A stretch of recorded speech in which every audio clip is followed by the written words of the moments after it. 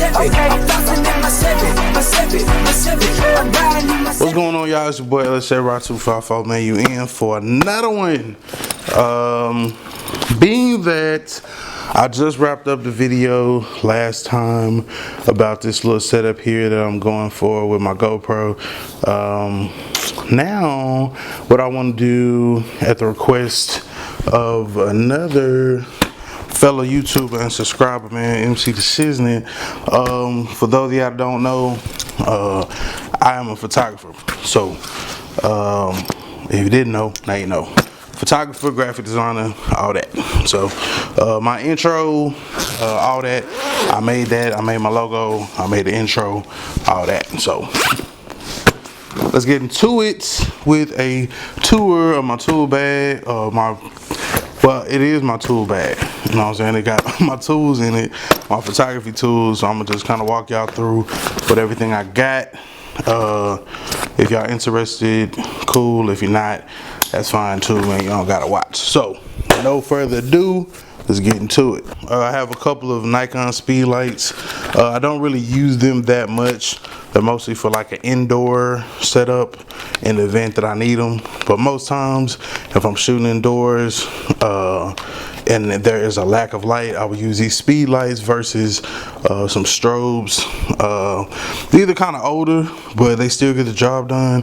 What a lot of people kind of get hung up with the photography is that you need just all this crazy gear or something like that, but for the most part you just need light. You know what I'm saying? Because photography, that's exactly what it is, a recording of light. So let me sit those right here. Light diffuser from Gary Fong.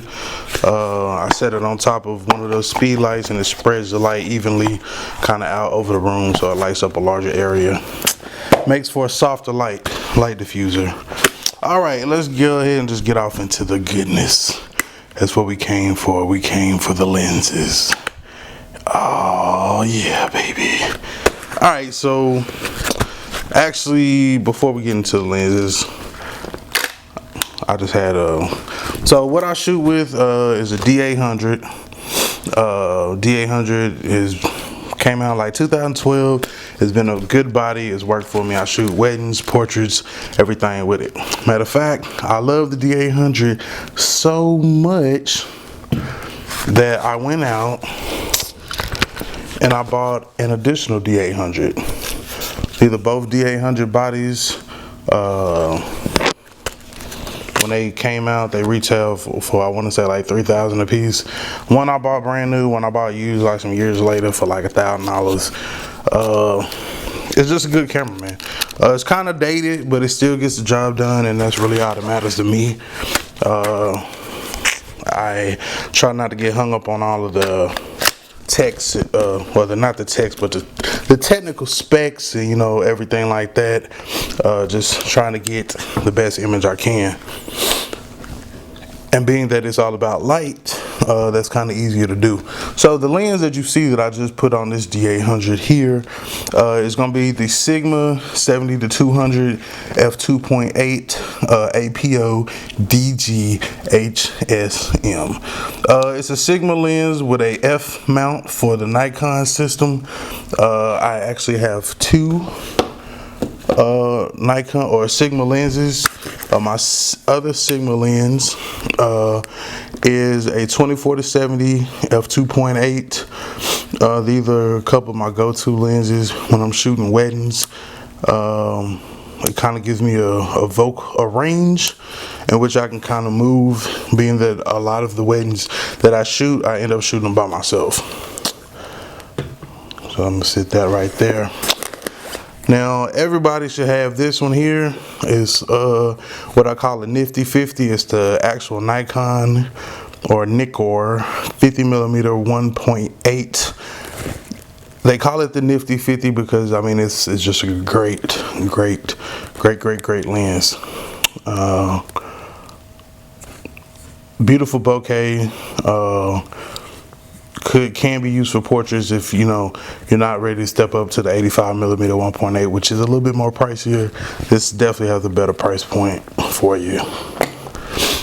Which brings me to the newer or the next lens that I just recently purchased, which is the 85mm 1.8 focal length. And for those of y'all that don't know what this f1.8, 2.8, that's just like the aperture. The lower your aperture number is, the more light the lens is able to let in. So I know y'all not here for necessarily a photo lesson, but you know, that's what that is. Nothing else really interesting in the bag. I do have a couple more lenses, but I don't usually carry them with me. So let me go grab those right quick. Let me go ahead and show you those other lenses. So this lens I have right here is actually it's actually a 50mm as well. It is a 50mm 1.4. And so, you know, we talked about the lower the aperture, the more light it allows to come in, and it's going to give you that blurry background that a lot of people really have come to know and to love in the photography world. And clients like that will like a lot as well. I have another 50mm. This one is also a 1.8. It's a manual lens. I bought it, it's an older lens. I bought it more so for video when I shoot on I have a D600 as well. So if I'm doing video or something like that, and I'm behind the camera, then I can do it like that. I'm actually shooting this on a Nikon or a Canon 24mm 2.8. So this is a T3i. I got it around Christmas time. Just wanted something else to be able to shoot my YouTube videos on and like kind of jump off my other channel. So it's coming in handy with the swivel screen. It's about 8 years old, but it still gets the job done. All right, this one right here is an 85mm as well. This one is an 85mm 1.8. This is the lens that I had to replace. This is the older model. There's something going on the inside of it where the aperture blades have just kind of gone crazy in there. They're just in there, man. And so I wasn't exactly sure how much it was gonna cost to fix it. So what I did, I kind of made a decision, man, to just kind of upgrade to the newer lens and go from there. But I still hold on to it. I mean, it'll still shoot. I just don't have the power to like it but when it shoots, it's wide open. Cause like I said, those aperture blades are gone with the wind, man. So I could do something creative with it. You know, I'm not gonna throw it away or nothing like that. So. And then last but not least, this is a kit lens that comes with a lot of full frames. It's the 24mm, 24 to 85, 3.5 to 4.5. It's a good base lens. Like I said, it is a kit lens. It does come, you know, with full frames when you first buy them. As you can see, it's a telephoto versus the fixed focal length of some of these other cameras or these other lenses. So I still use it sometimes, not really a lot.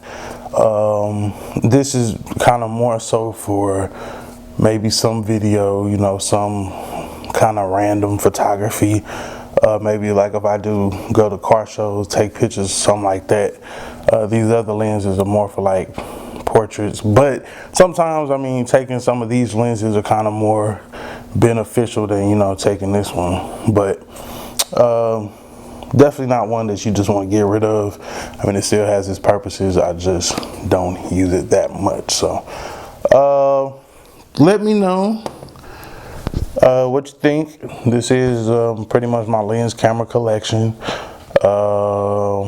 It's anywhere close to, it's probably close to like $10,000 and shit right here.